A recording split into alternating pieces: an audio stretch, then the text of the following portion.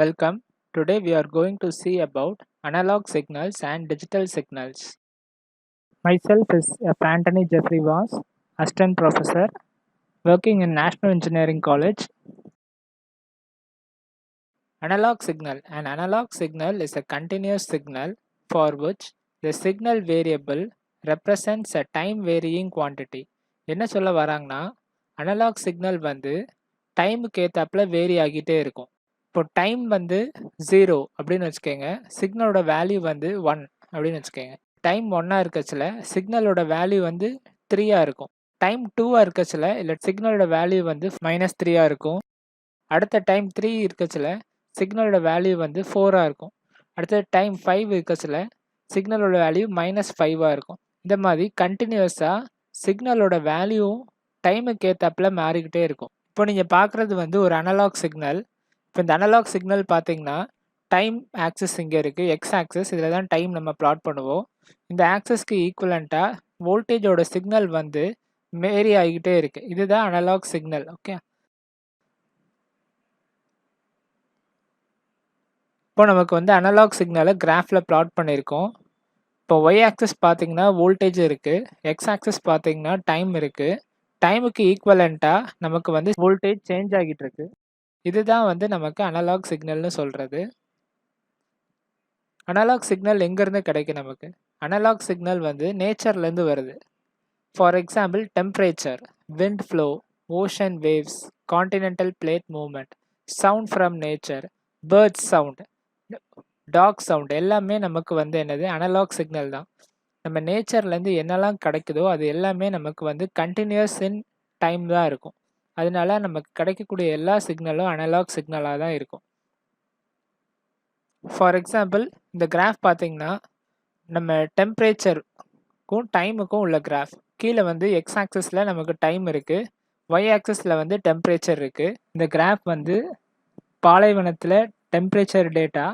இப்போ பார்த்தீங்கன்னா காலையில் 6 மணிக்கு நமக்கு வந்து 36.5 டிகிரி சென்டிகிரேட் இருக்குது. அதே இது மதியம் 12 மணிக்கு பார்த்தீங்கன்னா நமக்கு வெயில் பார்த்தீங்கன்னா 37.0க்கு தாண்டி போயிடுது. அடுத்தாப்புல சாயந்தரம் பாருங்கள், வெயில் பாருங்கள் 37.5 இருக்குது. சாயந்தரத்துக்கு பிறகு அதாவது 6 o'clock, சாயங்காலம் 6 o'clock பிறகு வெயில் வந்து ஸ்லோவாக குறைய ஆரம்பிக்கு. அதே நேரத்தில் நமக்கு டெம்பரேச்சரும் ஸ்லோவாக குறைய ஆரம்பிச்சிட்ருக்கு. நைட்டு பார்த்தீங்கன்னா நமக்கு வெயில் ஃபுல்லாக குறைஞ்சி நமக்கு 37 டிகிரி, 36.5 டிகிரி அப்படி குறைஞ்சி வருது. திரும்ப அதே மாதிரி இந்த கிராஃப் வந்து கண்டினியூஸ் இன் நேச்சராக இருக்குது. இதுதான் நமக்கு வந்து அனலாக் சிக்னல்னு சொல்லுவாங்க. நெக்ஸ்ட் நம்ம டிஜிட்டல் சிக்னல் பார்க்க போகிறோம். டிஜிட்டல் சிக்னல் பார்த்தீங்கன்னா இது வந்து பூலியன் வேல்யூவில் ரெப்ரசன்ட் பண்ணுவாங்க. 1 0 இல்லைன்னா 1ஆ இருக்கும். இப்போ இது வந்து டிஜிட்டல் சிக்னல். இப்போ இந்த டிஜிட்டல் சிக்னல் பார்த்தீங்கன்னா எக்ஸ் ஆக்சிஸில் டைம் இருக்கும், ஒய் ஆக்சிஸில் வந்து வோல்டேஜ் இருக்குது. இதில் வந்து ரெண்டே வேல்யூ தான் இருக்கும். ஒன்று வந்து லோ சிக்னல் இல்லைன்னா ஹை சிக்னல். இதுதான் பூலியனில் நம்ம ரெப்ரசன்ட் பண்ண முடியும். இப்படி மட்டும்தான் பண்ண முடியும். டிஜிட்டல் சிக்னல் நமக்கு எங்கேருந்து கிடைக்குன்னு பாருங்கள். It is created by humans. அதாவது நம்ம அனலாக் சிக்னலை டிஜிட்டல் சிக்னலாக கன்வெர்ட் பண்ணுறோம். டிஜிட்டல் சிக்னல் நமக்கு நேச்சர்லேருந்து வராது. நேச்சரில் அனலாக் சிக்னல் மட்டும்தான் இருக்குது.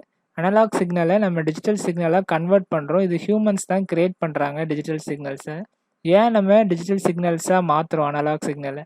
அனலாக் சிக்னலை நம்மளால் சேவ் பண்ணி வைக்க முடியாது. சேவ் பண்ணி வைக்கணும்னு நினச்சா நமக்கு ஸ்டோரேஜ் ஸ்பேஸ் காணாது. ஏன்னா ரொம்ப கண்டினியூஸ் இன் நேச்சராக இருக்கிறனால நமக்கு ஸ்பேஸ் வந்து ரொம்ப அதிகமாக தேவைப்படும். ஆனால் டிஜிட்டல் சிக்னல்ஸ் பார்த்திங்கன்னா they will be discrete, discontinuous representation of analog feature. ஒரு அனலாக் சிக்னலை டிஸ்கண்டினியூஸ் ரெப்ரசன்டேஷனாக கொண்டு வந்தோம்னா அதுதான் டிஜிட்டல் சிக்னல். இப்போ நம்ம வந்து எக்ஸாம்பிள் பார்த்துடலாம். இது வந்து ஒரு ஆடியோ வேவ் ஃபார்ம். இப்போ இந்த ஆடியோ வேவ் ஃபார்ம் நல்லா க்ளோஸாக பார்த்தீங்கன்னா ஒவ்வொரு ஸ்பைக்ஸாக தனித்தனியாக இருக்குது. ஆனால் சேர்த்து நம்ம இதை கேட்கச்சில நமக்கு இது ஸ்பீச்சாகவோ மியூசிக்காகவோ இருக்கும். ஆனால் நீங்கள் கிளியராக க்ளோஸ்அப்பில் பார்த்தீங்கன்னா டிஸ்க்ரீட் டிஸ்கண்டினியூஸ் ஸ்பைக்ஸாக இருக்கும். ஆனால் இதுதான் digital representation of analog wave form. Okay, next digital சிக்னலாக நம்ம எப்படி கன்வெர்ட் பண்ணுறதுன்னு பார்ப்போம். இப்போ நம்ம ஒரு டிஜிட்டல் அனலாக் சிக்னலை டிஜிட்டல் சிக்னலாக கன்வெர்ட் பண்ணோன்னா நமக்கு முக்கியமாக தேவை பார்த்திங்கன்னா அனலாக் டு டிஜிட்டல் கன்வெர்ட்டர்ஸ் தேவை. அனலாக் டு டிஜிட்டல் கன்வெர்ட்டராக இந்த இன்டகிரேட்டட் சர்க்கியூட்டை யூஸ் பண்ணுறோம். இதே மாதிரி நமக்கு நிறைய இன்டகிரேட்டட் சர்க்கியூட்ஸ் அவைலபிளாக இருக்குது. இந்த ஐசி அனலாக் டு டிஜிட்டல் கன்வெர்ட்டர்ஸை நம்ம செலக்ட் பண்ணணும் அப்படின்னா இதனுடைய 2 ஃபீச்சர்ஸ் வந்து நமக்கு கண்டிப்பாக தேவை. நம்ம கண்டிப்பாக தெரியணும். இந்த 2 ஃபீச்சர்ஸ் என்னன்னு பார்த்தீங்கன்னா, ஃபஸ்ட்டு வந்து சாம்பிளிங் ஃப்ரீக்வன்சியும் குவான்டைசேஷனும் இந்த ஐசியோட கேரக்டரிஸ்டிக்ஸ்ன்னு சொல்லலாம். நம்ம அப்ளிகேஷனுக்கு ஏற்ற மாதிரி அனலாக் டு டிஜிட்டல் கன்வெர்ட்டரை செலக்ட் பண்ணணும். நம்ம செலக்ட் பண்ணணும்னா அதனுடைய கேரக்டரிஸ்டிக்ஸ் நமக்கு தேவை. அந்த ஐசி பார்த்தீங்கன்னா, இப்போ இந்த ஐசி பார்த்தீங்கன்னா 200 கிலோ சாம்பிள்ஸ் பெர் செகண்ட். ஒரு செகண்டில் நமக்கு 200 கிலோ சாம்பிள்ஸ் கிடைக்குது. அதே மாதிரி ரெசல்யூஷன் ஆஃப் த ஐசி பார்த்தீங்கன்னா 10 பிட்னு சொல்கிறோம். இப்போ சாம்பிள்ஸ் பெர் செகண்டுன்னு சொல்கிறது வந்து சாம்பிளிங் ஃப்ரீக்வன்சியை குறிக்குது. அதே மாதிரி 10 பிட் ரெசல்யூஷன் சொல்கிறோம்ல, இது வந்து குவான்டைசேஷனை குறிக்குது. இந்த ஐசியை பற்றி நம்ம ஃபுல்லாக தெரிஞ்சுக்கணும் அப்படின்னா எப்படி நம்ம அனலாக டிஜிட்டலாக கன்வெர்ட் பண்ணுறோம் அப்படின்றத பற்றி தெரியணும். அப்படி தெரியணும் அப்படின்னா நமக்கு சாம்பிளிங் ஃப்ரீக்வன்சினா என்ன, குவான்டைசேஷன்னா என்ன அப்படின்றது நமக்கு தெரிஞ்சிருக்கணும். Process of converting an analog signal into equivalent discrete time signal is termed as sampling.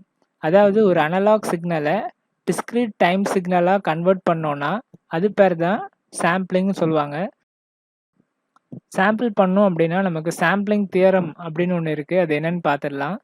The minimum sampling rate at which the analog signal can be uniformly sampled so that original analog signal can be completely recovered or reconstructed by these samples.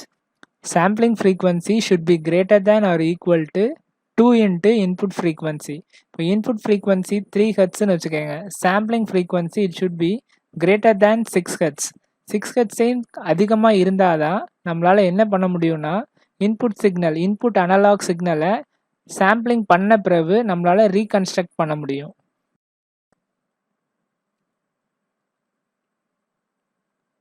இந்த graph பார்த்தீங்கன்னா இதுதான் 1 Hz audio wave form. இப்போ இந்த audio wave ஃபார்மை நம்ம sample பண்ண போகிறோம். First வந்து 1 Hz சாம்பிளிங் ஃப்ரீக்வன்சியில் சாம்பிள் பண்ண போகிறோம். அதாவது ஆடியோ வேவ் ஃபார்மோட சிக்னலும் 1 Hz தான் இருக்குது, சாம்பிளிங் ஃப்ரீக்வன்சியும் 1 Hz தான் இருக்குது. ரெண்டுமே சேமாக இருந்ததுன்னா நமக்கு எந்த சாம்பிளிங்கும் நடக்காது. அடுத்த கிராஃப் போகலாம். இப்போ பார்த்தீங்கன்னா சாம்பிளிங் ஃப்ரீக்வன்சி 2 Hzன்னு வச்சுருக்கோம். இப்போ பார்த்தீங்கன்னா நமக்கு சாம்பிள் பண்ண பிறகு 2 டேட்டா பாயிண்ட்ஸ் தான் கிடச்சிருக்கு. இப்போ பார்த்தீங்கன்னா நமக்கு லைன் தான் நம்மளால் கன்ஸ்ட்ரக்ட் பண்ண முடியும். இந்த சைன் வேவை சாம்பிள் பண்ணி 2 Hzல, ஆனால் நமக்கு லைன் தான் கிடச்சிருக்கு. அடுத்தப்பில் 3 Hz போவோம். சாம்பிளிங் ஃப்ரீக்வன்சி 3 Hz இருக்கச்சில இந்த ரெட் டாட்டட் லைன்ஸ் தான் நம்மளால் சாம்பிள் பண்ணோன்னா சைன் வேவை ரிட்ரீவ் பண்ணச்சில் நமக்கு இந்த ரெட் டாட்டட் லைன்ஸ் தான் கிடைக்கும். அடுத்தப்பில் 4 Hz பார்த்தீங்கன்னா நமக்கு இந்த ரெட் டாட்டட் லைன்ஸ் இந்த மாதிரி மாறி இருக்கு பாருங்கள். அடுத்தப்பில் 5 Hz பாருங்கள், சைன் வேவ் ரெப்ரசன்டேஷன் இந்த ரெட் டாட்டட் லைன்ஸாக இருக்கும். அடுத்தப்பில் 6 Hz பாருங்கள், 7 Hz பாருங்கள், 8 Hz பாருங்கள், 9 Hz பாருங்கள், 10 Hz, 11 Hz, 12 Hz வரச்சில் ஓரளவுக்கு நமக்கு சைன் வேவ் மாதிரி இருக்குது. அடுத்தப்பில் 13 Hz பாருங்கள், 14 Hz, 15 Hz. சாம்பிளிங் ஃப்ரீக்வன்சி நம்ம கொஞ்சம் கொஞ்சமாக கூட்டிகிட்டே இருக்கோம். மேலே உங்களுக்கு அந்த சாம்பிளிங் ஃப்ரீக்வன்சி இங்கே தெரியுது பாருங்கள், 17 Hz. அடுத்தப்பில் 18 Hz கொண்டு வரோம், 19 Hz. 19 Hz பார்த்தீங்கன்னா சாம்பிளிங் ஃப்ரீக்வன்சி 19 Hz இருக்கச்சில நமக்கு சைன் வேவ் வந்து ஓரளவுக்கு இல்லாமல் கொஞ்சம் பர்ஃபெக்டான சைன் வேவாக இருக்குது. இன்னும் நம்ம அதை இன்க்ரீஸ் பண்ணிகிட்டே இருக்கச்சில 30 Hz கொண்டு வரச்சில நமக்கு பர்ஃபெக்ட் சைன் வேவ் வந்து கிடச்சிருது. இதுதான் நமக்கு சாம்பிளிங்னு சொல்கிறது.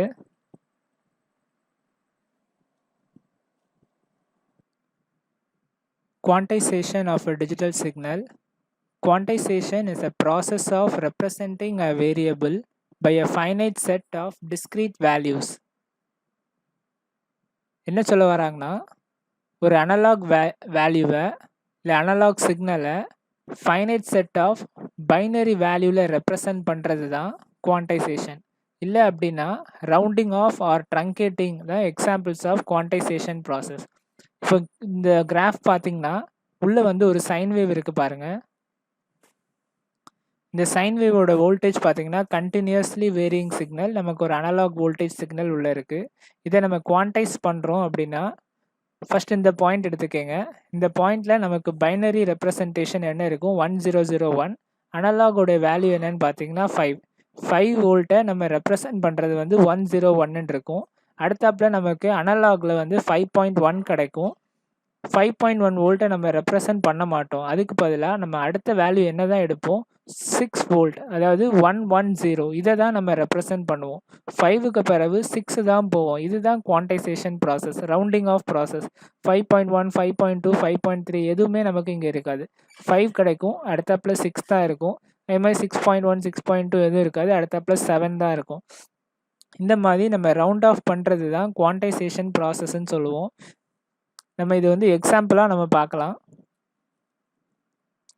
ஃபர்ஸ்ட் இந்த கிராஃப் பார்த்தீங்க அப்படின்னா இதுதான் நம்மளுடைய சைன் வேவ். இந்த சைன் வேவை தான் நம்ம வந்து சாம்பிள் பண்ணி குவான்டைஸ் பண்ண போகிறோம். சாம்பிளிங்கையும் குவான்டைசேஷனையும் இந்த ஒரே கிராஃபில் நம்ம பார்த்துடலாம். இப்போ இதில் பார்த்தீங்கன்னா சாம்பிளிங் ஃப்ரீக்வன்சி எஃப்எஸ் பார்த்தீங்கன்னா 20 ஹெர்ட்ஸ் இருக்குது. குவான்டைசேஷன் பிட்ஸ் பார்த்தீங்கன்னா 1 இருக்குது. இப்படி இருக்கச்சில நமக்கு சாம்பிளிங் ஃப்ரீக்வன்சி 20 ஹெர்ட்ஸ் தான் இருக்குது. கம்மியாக இருக்கிறனால நமக்கு வந்து ஒரே ஒரு சாம்பிளிங் பாயிண்ட் மட்டும்தான் கிடைக்கு. அந்த சாம்பிளிங் பாயிண்ட்டோட டேட்டா பார்த்தீங்கன்னா 1 இருக்குது. அதை குவான்டைஸ் பண்ணச்சில் குவான்டைசேஷன் பிட்ஸ் 1 இருக்கிறனால நமக்கு திரும்ப அதே டேட்டா 1 கிடைக்கி. ரவுண்ட் ஆஃப் எதுவுமே இங்கே நடக்கலை. அடுத்தாப்புல குவான்டைசேஷன் பிட்ஸ் 2 பார்க்கலாம். நம்ம சாம்பிளிங் ஃப்ரீக்வன்சி 20 ஹெர்ட்ஸ் இருக்கிறனால நமக்கு ஒரு டேட்டா பாயிண்ட் தான் கிடைக்கு. அதனால குவான்டைசேஷன் பிட்ஸை நம்ம இன்க்ரீஸ் பண்ணுறனால நமக்கு எந்த பிரயோஜனமும் கிடையாது. ஏன்னா டேட்டா பாயிண்ட்டே 1 தான் இருக்குது. குவான்டைசேஷன் பிட்ஸும் நமக்கு வந்து இன்க்ரீஸ் பண்ணுறனால நமக்கு பிரயோஜனம் இல்லை. அதே இது அடுத்தாப்புல குவான்டைசேஷன் பிட்ஸை நம்ம கண்டினியூஸாக இன்க்ரீஸ் பண்ணிகிட்டே இருக்கிறோம். ஆனால் சாம்பிளிங் ஃப்ரீக்வன்சி அதே 20 ஹெர்ட்ஸ் தான் இருக்குது. அதனால் நமக்கு இந்த கிராஃபில் எந்த வித சேஞ்சும் கிடைக்கல பாருங்கள். அடுத்தாப்புல நம்ம சாம்பிளிங் ஃப்ரீக்வன்சியை கூட்டுறோம். 20 ஹெர்ட்ஸில் இருந்து 70 ஹெர்ட்ஸ்ன்னு மாற்றிடுறோம். குவான்டைசேஷன் பிட்ஸ் 1 இருக்குது பார்த்துக்கோங்க. இப்படி இருக்கச்சில நமக்கு இந்த சைன் வேவ் பாருங்கள், இதுதான் input sine wave.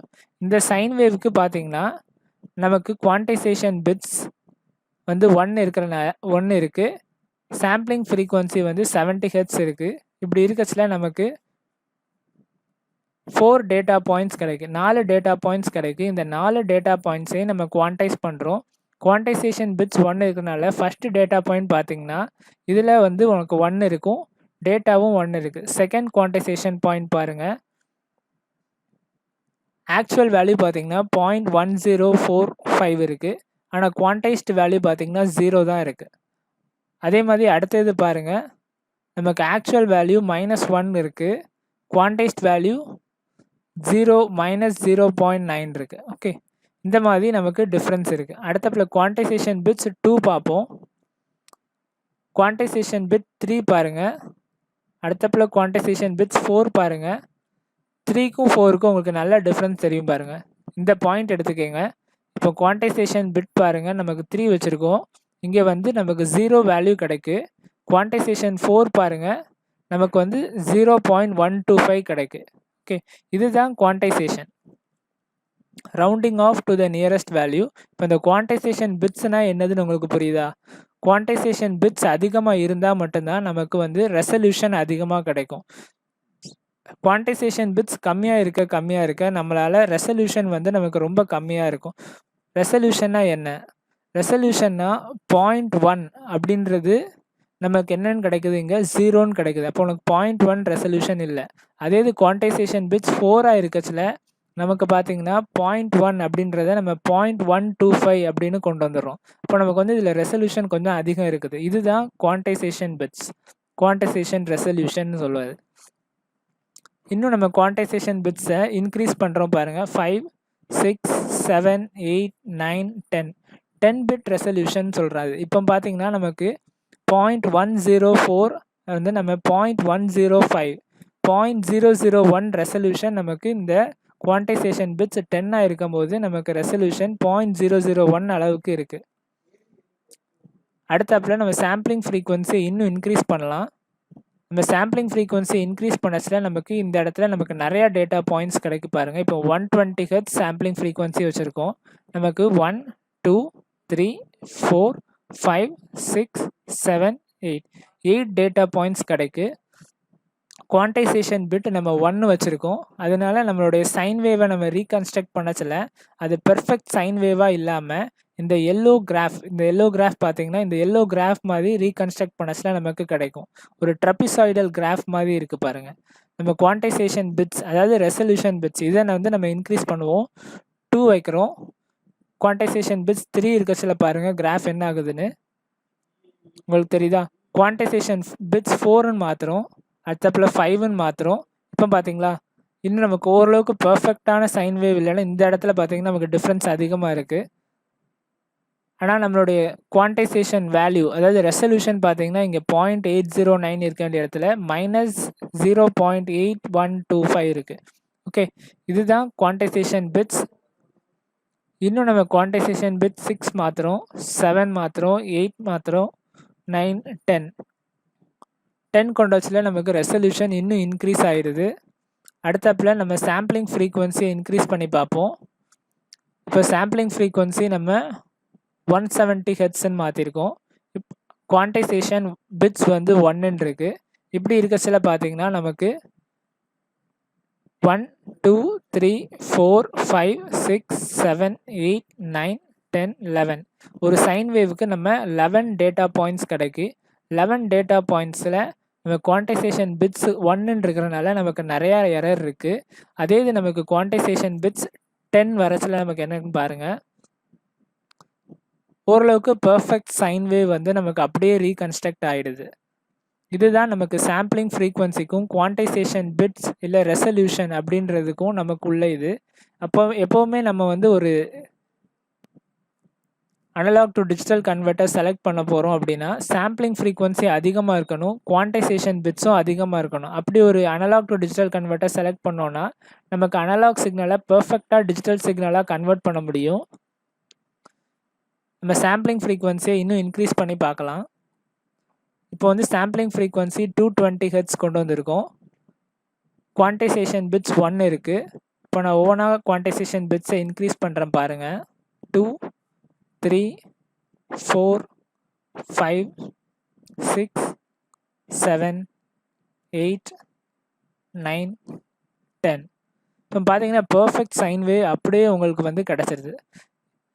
Sampling frequency 220 ஹெர்ட்ஸாகவும் quantisation bits 10 ஹெர்ட்ஸாகவும் இருக்கச்சில நமக்கு பர்ஃபெக்ட் சைன் வேவ் அப்படியே ரிட்டர்ன் கிடச்சிருது.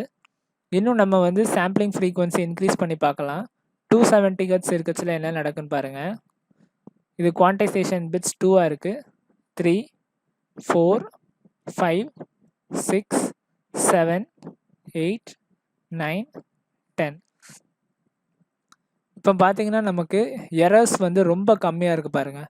இதை பார்த்தீங்கன்னா 0.7128 இருக்குது. இங்கே பார்த்தீங்கன்னா 0.51063 இருக்குது. நம்மளுடைய எரர்ஸ் வந்து ரொம்ப 0.02 அந்த அளவுக்கு தான் நமக்கு வந்து எரர் இருக்குது. அடுத்தப்பில் நம்ம பார்க்கலாம்.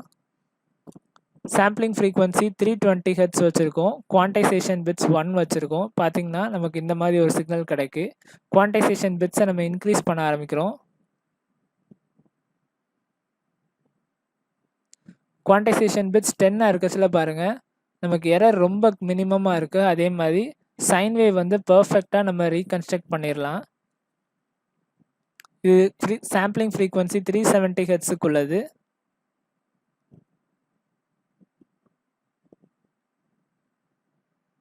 அடுத்தது பார்த்தீங்கன்னா இது சாம்பிளிங் ஃப்ரீக்வன்சி 420 ஹெர்ட்ஸுக்குள்ளது.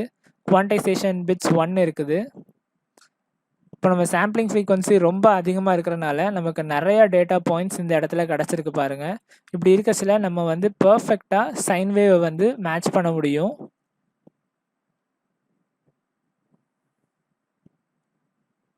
பார்த்தீங்கன்னா ரொம்ப பர்ஃபெக்ட் சைன் வேவ், ரொம்ப அழகான சைன் வேவ். நம்ம கரெக்டாக இன்புட் என்ன இருக்குதோ அதை அப்படியே அவுட்புட்டாக டிஜிட்டலில் ரீகன்ஸ்ட்ரக்ட் பண்ண முடியும். இந்த டிஜிட்டல் சிக்னல் குவான்டைஸ்டு டிஜிட்டல் சிக்னலை நம்ம அப்படியே வந்து ஈஸியாக சேவ் பண்ணி வைக்க முடியும். இதுதான் sampling frequency 420 hertz. Quantisation bits 10 இருக்கச்சில நமக்கு கிடைச்ச சைன் வேவோட சிக்னல். இதை வந்து நமக்கு பெரிய ஃபிகராக நீங்கள் பார்த்துட்ருக்கீங்க. இதோடைய கன்க்ளூஷன் பார்த்தீங்கன்னா சாம்பிளிங் ஃப்ரீக்வன்சி ஹையஸ்ட்டாக இருக்கணும், குவான்டைசேஷன் பிட்ஸும் ஹையஸ்ட்டாக இருக்கணும். அப்படி இருக்கச்சில தான் நம்மளால் அனலாக் சிக்னலை டிஜிட்டல் சிக்னலாக கம்ப்ளீட்டாக பர்ஃபெக்டாக நம்மளால் ரீகன்ஸ்ட்ரக்ட் பண்ண முடியும். Thank you for watching the video.